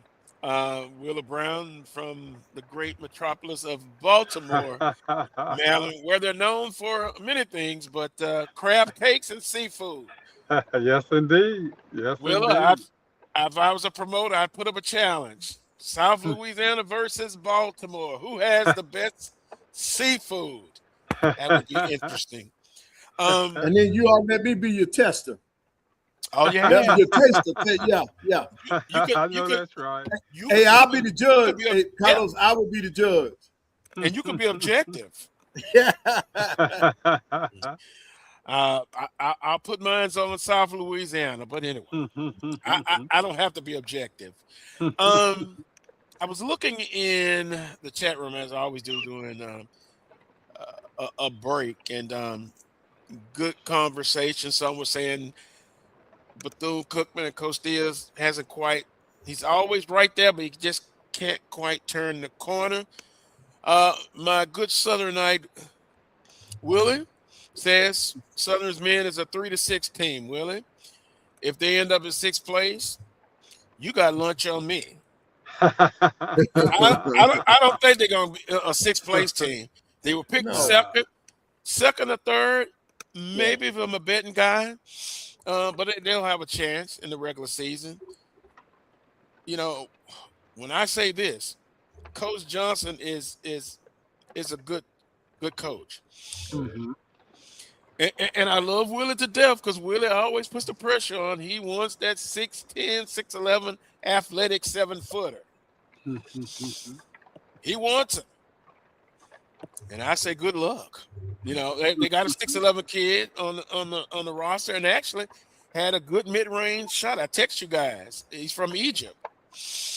But you know, those guys they don't get down in the box as much. Because I was telling my best friend who was at the game with me, look, a 6'10", 6'11" guy, I need him to be tough down in the post. I need him to rebound, and I need him to play defense. Now, it'll be nice if he can score 20 points a game. But when is the last guy you've seen that's been a great post player that averaged 20+ in the league? I'm sure there have been, Coach Pettaway, but I can't remember. I just know a lot of the big play like, you know, they 6'11", they play away from the basket. Now I'm gonna tell you something. Now I don't remember one. I don't remember one being in the 20s. Now Charles been in the SWAC longer than I have. Charles, when was the last time we had a post player that averaged 20 points a game? I can't remember. I don't think we've had that, but I know we've had some fairly decent. I think we've had some fairly decent post players. I remember a kid by the name of Lester Fonville, way back in the day. He was like 7 feet, 7'1". You know, somebody that's in the post. We had a 7'2" that we recruited that was on campus. He was from Africa. He went back home to see his mother and got caught up in all the immigration stuff. And Coach told me the other day that he's gonna try to bring him back, because we definitely need that. But I was gonna mention, if you want a really good post, they're out there, but you probably got to have some of this right here, some money to somebody of quality, unless you really gonna coach them up. And so I think every coach in this conference would love to have that, but to get them, it might cost you a few duckies to get them. Unless you get a project and you've got a really good coaching staff that can coach and develop and make them into what you want them to be. And then once you develop him, he'll be gone the next year. So wouldn't it be, Willa? What we're in now. Yeah. Wouldn't it be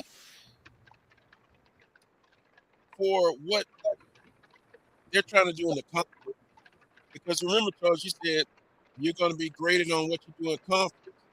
Wouldn't a 6'8", 6'9" guy that's enough to put him down the court, would that suffice in the day's climate? I'm just asking you guys.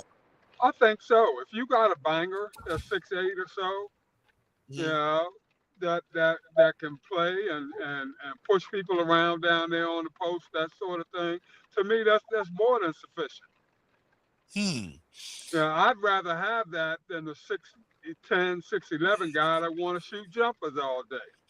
Give me the 6'8" kid that want to bang and get rebounds and, you know, work the block, work the box, that sort of thing. And to your point, Michael Jacobs for Southern, he's what, 6'2", 6'3"? He's a tough cookie. He goes in battle for the rebounds. He's just tough physically. You know, but I think, to your point, Will, I think with the influx of European big men, that's kind of style they play. They float out on the 3-point line. And the influx of the mindset, Carlos, even more so than the actual bodies. You know, it's the mindset now. Our kids over here want to play that way. You know, the bigger kids. Yeah.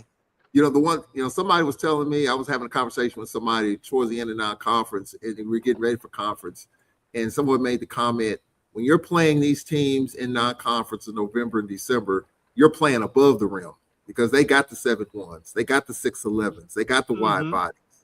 But when you get in the SWAC, you're playing below the rim. You don't have that, and you're kind of seeing that now with the number of players averaging 30, 20 a game, a lot of shooting.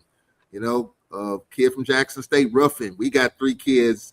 Nick Woodard is like 6'7". You know, so I think it's a different deal when you're talking about conference where you don't have the big men, the low post. And I know you like that, Carlos. I do too. I love to see it. And we once had the Ralph Sampson types, but then we also had the Space Eater types too. That was 6'10", 6'11". But now you're talking about the mid-range guys, 6'7", 6'8", that can shoot the 3, that can post up at times. And you're seeing some of these backcourt players do well, at least in conference, through the first game or two.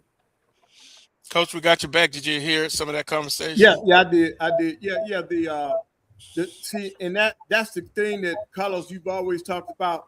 You rather have guys 6'7", 6'8", because you're not gonna get that 7-footer that's ready to go right now anyway. So you rather have a 6'6", 6'7" kid that can play multiple positions and that can do more than one thing. And then I think you can be successful. But the name of the game is putting that ball in the basket now. You got to be able to do that. So whether they're 6'11", most of the kids now, the European kids, they play on the perimeter. They come in 6'10", 7 foot, but the first shot they want to take is from the perimeter because that's how they've been taught the game of basketball. Playing on the perimeter. So you're not going to change that. You just try to incorporate what they do into your system. You know, every now and then I let him step out and take a shot because we know he can hit it. But for me, I'm old school. I'd rather have 6'11". I'm going to teach him how to post. I'm going to teach him how to be a threat at the mid-range game. I'm not going to want him to just stay out there on the 3-point line. You can stretch the floor sometime, but not every play. Every play, I'm going to want you closer to that basket because I'm going to feed stuff through you. The good thing about a 6'11", 6'10", you get him at the high post, he can see how to pass to the other side of the court. His vision is there. To your point, Texas Southern, I noticed. What was that, the old Coach Pettaway, the old UCLA double high post? Right. I said, oh, Johnny tried to sneak that in on Southern, and it worked for a minute, but then it was adjustments made. But I used to watch North Carolina do that. The ball comes into the post. He's 6'11", 6'10". Then the other guy, they're both at the free line. Then the other one kind of goes around. But they used the big to throw into a big as well. Right. That's high low. That's high low. That's post to post passing. Yeah. And I had a kid, one of my posts, a young kid too, a freshman. He told me one day, he said, Coach, you got them little guards trying to pass the ball. I'm used to passing in the paint, and I know what a post player is looking for, what kind of pass he wants. And that kid opened my eyes up. And so we started allowing them to do more post-to-post passing. And that's a part of basketball right now. Yeah, and some people are talking in the chat room, like Southern's women are missing a very good player. On the men's side, I noticed Southern had three kids out. So, you know, that's kind of part of the game. Who will step up? And for Southern men, that's the assignment for the rest of, well, I don't want to say the rest of the year, but quickly, who can be that second consistent scorer? Jacobs can ball. He can ball. The 6'11" guy, all 6'10", Egypt, guy from Egypt, he showed promise. He had a nice mid-range, but he also put up a couple of threes, and they took him out. Got his mind right. He is more valuable right at that free throw line. Nice mid-range jump shot, but I know a lot of it is 3-point shots and spectacular dunks. And another thing about Southern, when they were struggling, Coach, you'll appreciate this. I told you they went through those little droughts. Then clear it out. Let Jacobs and others start taking it to the hoop and got fouls called. Then got to the free throw line. And then sometimes well, not you, Will. I know you understand. But sometimes you're off and you go to the free throw line, you hit 2 or 3 free throws and you're back in the groove. Mm-hmm. Now, I will also say this, that old ugly thing reared its head, even in the Texas Southern game and somewhat the women. You got to hit them free throws to close out a game. It cost them against Washington, cost them in some other games against comparable teams. Somehow that seems to be the hardest shot, Will and Coach Pettaway, hitting that free throw. It's you up there and nobody else. Do you have to block out everything? Or is it something just mental? Because I hear coaches say, we practice it. We shoot 1,000 free throws. Yeah, it's nobody has the answer to that question, Carlos. In fact, whoever comes up with it, they're going to become an instant billionaire, I guarantee you. Free throw shooting, I don't care what level you look at, it's down. People that can shoot them, that can score from the free throw line, they normally help your team a whole lot. But the biggest thing is you got to be able to get the ball into the hands of the people that can put the free throws down. See, a lot of times we got kids going to the – when I say we, I'm talking about in the game of basketball. You got kids going to the free throw line that are not your best shooters. And then we as coaches, it's my job to find out who your worst free throw shooter is on your team so that when I'm in situation basketball, we know who to foul. The kid that you have the stats on for the year, but a lot of times now you got to play it by games because sometimes that doesn't work. A kid can get in the groove for that one game. And see, over my career, I've experienced that a lot. The stat sheet says this kid can't shoot free throws. You mess around, put it on the line, and he wear your tail out. See, I got that 4 free throw. I say, hey, don't foul him no more. Leave him alone. Tonight is his night. And so, see, those are things that happen during the course of a game, and you got to be ready to make adjustments. Well, against Jackson State, we got to the line 24 times. We were 14-24. We had 10 on the road and lose by 3. And so that's the game right there. And so I think that's got to be. And I know coaches I know we work on it. Every coach works on it. But I say pressure. So you got to make them under duress. And I think it's been a struggle for some of our teams to do that at times. Right, and then I think it's night-to-night basis. We had a young lady to go 3 for 14 from the free throw line the other night, but we still won the game. It didn't, you won the game because you were ahead, but she went 3 from 14. But I'm gonna tell you something. I'm gonna give this young lady credit. Before I could pack up and leave the arena, Carlos, you talked to that young lady was back on the court on her own. Okay. Hadn't even changed clothes. All she did was took her jersey off. Came back out there and she was shooting free throws. That's outstanding. Right. Also, you could be like Coach Job. Coach Job said, I get 100 shots or 90 shots. Right. Most of the time, to your point earlier about you got to put it in the hole. Coach Job said, I'm getting a lot of shots. If I can get 93 shots in a game, I can shoot a lower percentage and still beat your tail. Yeah. Because I've got the shots. And the only thing that I had to do with Coach, I said, well, Coach, see, he was talking about on the offensive end. I said, if we do things differently on the defensive side, we can get more ball. We can create turnovers, and we can get the ball again. His eyes lit up. And that's why you started seeing Southern press. Yep. Because I was trying to incorporate that before he went to Southern. And then once he took the job, that's what we started working on. Different defenses that we could use where we can create turnovers so we can get our hands on the ball again. Because one thing about Coach Joe, he did not believe in his scorer playing defense. He didn't want to score playing defense. So when I was the defensive minded coach for him, that created a problem for me because his stud does not play defense. You want to save all that energy for offense.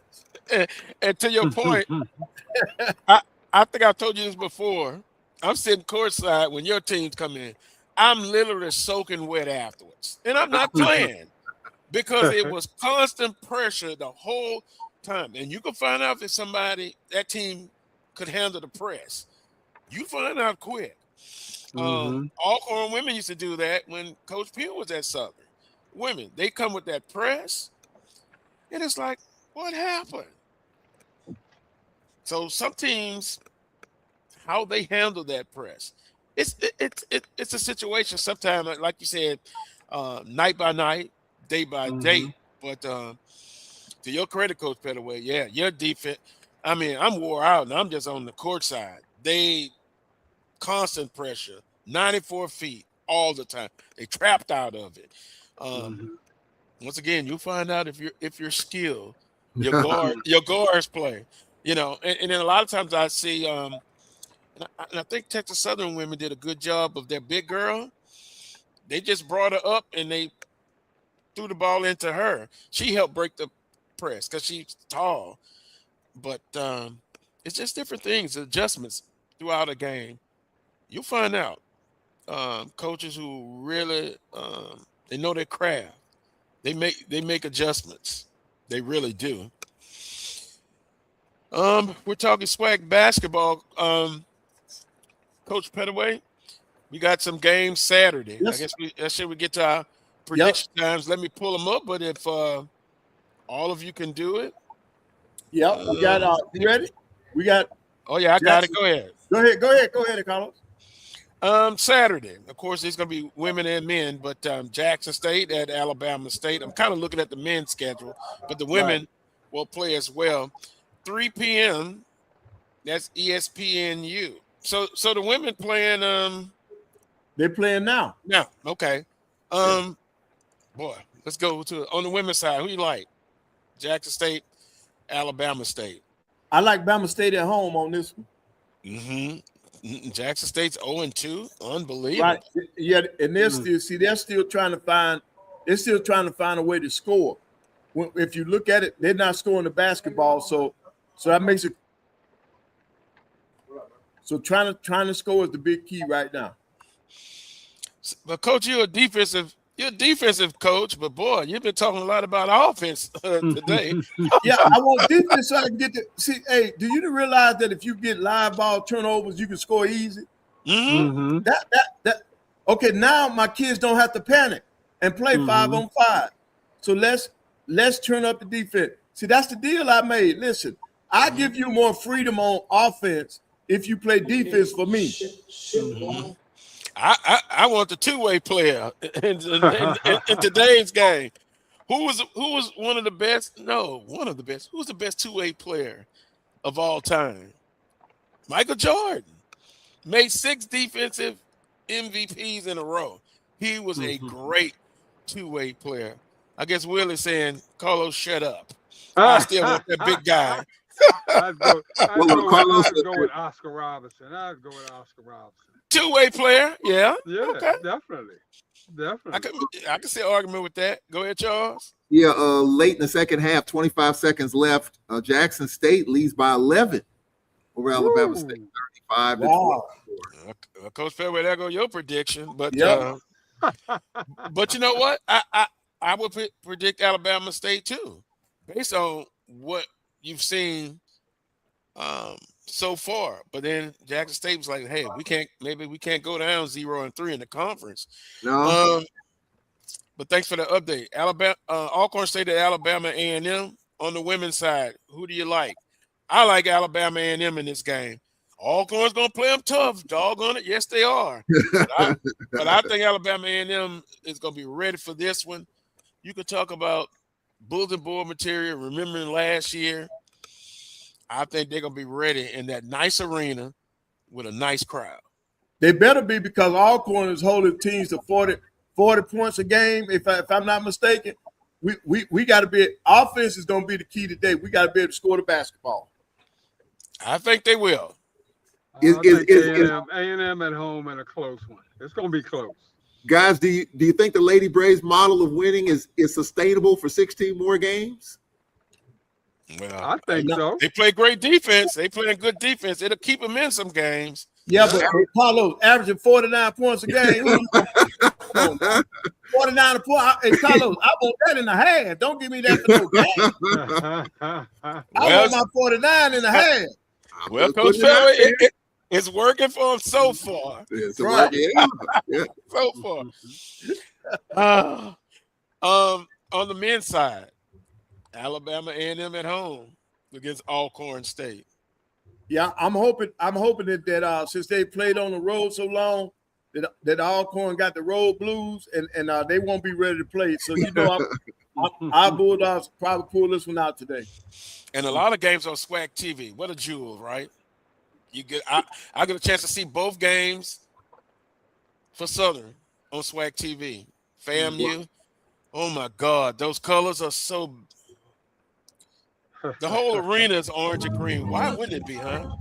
Well, I can report. We talk about post players. One of our post players left the team this week. A kid that wasn't getting a whole lot of minutes, and so I found out a little while ago that he's no longer on the roster. Then we had another kid who was kind of a mid, broke his leg last night at practice. Wow. So we're down a couple of bodies. But I think we've got the parts. If we can shoot the ball like we did against Jackson State, 3 players over 20 points a game, I think we could get it done. But Dante Jackson's a hell of a coach. He did everything he could do at Grambling, nothing more he could have done, and he winds up at A&M with Dr. Bryant. He's gonna get that program looking good. I think for the Braves, we're ready to get home, and hopefully we can get a win here before we go to Montgomery. Okay, moving along. Arkansas Pine Bluff at Texas Southern. Our colleague is on the call, Charles Bishop there, if I'm not mistaken. Oh, boy, Pine Bluff, Texas Southern started out tough. Will there be an upset, Coach Pettaway and Wheeler? Will UAPB taste defeat in the conference finally? Or is Texas Southern in real trouble? I think Texas Southern bounces. I think Texas Southern handles their business. You can only keep them down for so long, I think. Yeah. That's at TSU? Yeah, playing at home, I think playing at home, they're going to be okay, Carlos. Mm-hmm. Yeah, I think I'm going to go. Yeah, I'm kind of leaning that way too, Texas Southern. Charles, you? Yeah, I'm gonna go with TSU, but I tell you what, Coach Bozeman at UAPB, he lost Bradley, who's now at Bethune-Cookman, and so I thought that was a huge loss. But they were a 3-point shooting machine. I think they did get a win in conference. I'll go with TSU at home. They're pretty tough out there. And Charles, that kid, I think his name is Hayes. Man, that boy's special now for our Pine Bluff. Yeah, the Hayes kid, he can get it done, Carlos. Wait till you see him. Can I play devil's advocate, or can I be the spoiler? I'm somewhat good at that. I was talking to a fan, and we kind of you have all these side conversations at the basketball game, and I was telling them that the NBA now, they're not doing good with the public, and they kind of gave the reason why. Shooting a tremendous amount of 3-point shots, or it's even spectacular dunks. It leads me to this. I remember the days of Alice English. You guys know him, right? Oh yeah. Could score 40 points, Will, and look like he didn't break a sweat. The master of the mid range. Mm-hmm. Will we see that in college anymore, or it's gone? The mid range. I think you will. You got a few kids that get it done at mid range, and man, that's the way to win ball games, man. Mm-hmm. Because that mid range game puts so much pressure on your opponent. And I think you'll see it more when coaches start emphasizing it more. Yeah, we got a lot of coaches out there now that love that 3 ball just as much as the kids do. Yeah. Yeah, that old mid-range, boy, I tell you. You know, a spectacular dunk is 2 points, and a mid-range 2-point shot. Someone told me in the crowd, maybe they need to move that 3-point line back. He said, but then they'll start shooting 4-point shots. Just interesting. I just wanted to know how y'all felt about that. Mississippi Valley State at Prairie View A&M on No way. SWAC TV. The Prairie View women, they've had it tough, but I still got faith in them. I like their young players, man. I'm telling you. Whip them now. I on this one, I'm going with Valley's women, but I'm going with PV's men. Yeah. Look, can I throw a little shot out there? Yeah. Now everybody's so enamored with, what is his name? I refuse to call his name. But the kid that was at Southern is at Prairie View. Just Joseph. Yeah. Joseph. You would say that, Coach Pettaway. Shame on you. Joseph has now taken the league by storm again. Everybody's so excited, but I still say Prairie View. From a good source, they got their eyes on Coach Smith there. Yeah. He needs to do well as much as he can. 100% agreed. You know, ever since Landon Bussey left his staff, you know, he was the lead assistant at Prairie View before he came to Alcorn. Of course, he's now at Chicago State. It's been a struggle for Coach Smith, and you know they already changed out their women's basketball coach. So I would imagine it's either now or never for Byron Smith. He's a really good coach, but he's had his struggles. Coach Pettaway, I know you can help him out. What does he need to do? Just keep. He got to go back to. He got to go back to the old Byron Smith where defense was the mantra. He got to get back to that because that man when they were rolling, when they won those championships, they were the best defensive team in this league. That's what he's got to get back to. Forget the offense. His defense, he stopped people. They stopped people. They made it hard for people to score. That's what they got to get back to. Well, I'm wishing the best for him. He's a Louisiana native. We got to stick together. We got to stick together. Grambling State, wow, at Bethune-Cookman. And, of course, this is on SWAC TV. On the women's side, I saw Bethune-Cookman the other night. They're struggling. Grambling's struggling. Who takes it, Charles? Oh, Bethune-Cookman, Grambling on the men's side. Of course, you know, Coach Carey's coming back to Florida. He was a former coach of FAMU. That's going to be a good one. You know, that's going to be I think Bethune-Cookman is tough to beat at home. We have struggled there. I'm going with Bethune-Cookman. I still believe in Reggie Theus and what he's doing there. I got Bethune-Cookman. You know, in the chat room, Coach Pettaway, I got a lot of people feeling like they're crowning Grambling already on the men's side. Well, we thought they were crowning them. Yeah. Well, I'm gonna be honest. I think Grambling's playing so well. I'm going with the upset. I think Grambling's men are going to win, and I think Bethune women will beat Grambling's women. Interesting. But those women just got by Florida A&M. I was following that game. They scored with 2 seconds left when they beat FAMU.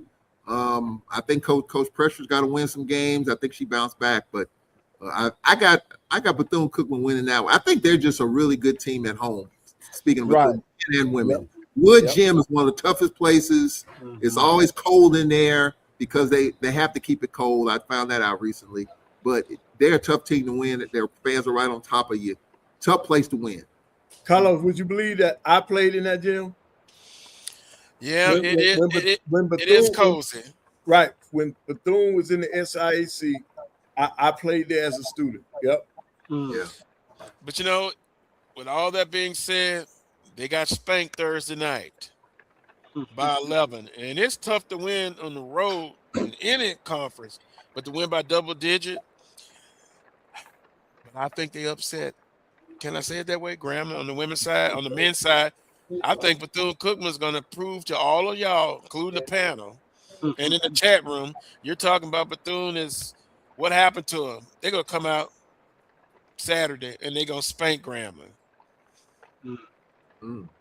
Charles looks like, Coach Pettaway's like, I don't know about that. But that's my prediction. And of course, last but not least, we're just gonna do Saturdays because of time restraints now. Southern at FAMU on the women's side. Southern's favorite, but you do not sleep on FAMU. You're gonna get their best shot. But I like Southern on the women's side. On the men's side, I think Southern bounces back, but it'll probably be tough.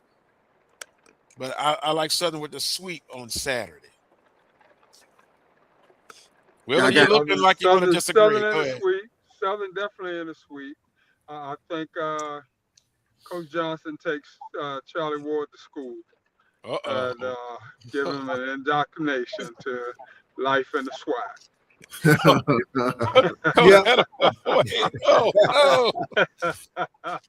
I hope you didn't give us a kiss of death there, Will. Yeah, I got both Southern teams also. I got both Southern teams. Me too. I think. Oh wow, a unanimous decision. Budget director, I think they're trying to set me up. I hope I'm not disappointed at the end of the day. And then, of course, they got some big games Monday. Southern at Bethune-Cookman. That's the game of the week right there. Is that a game then? Monday? That's the game of the week right there. Southern at Bethune-Cookman. That's the game of the week. I want to say, was it last year? Southern didn't Bethune-Cookman sweep Southern last year, or did they lose one? But I know they both were close games. I know one was in overtime. I think Southern had them in Bethune.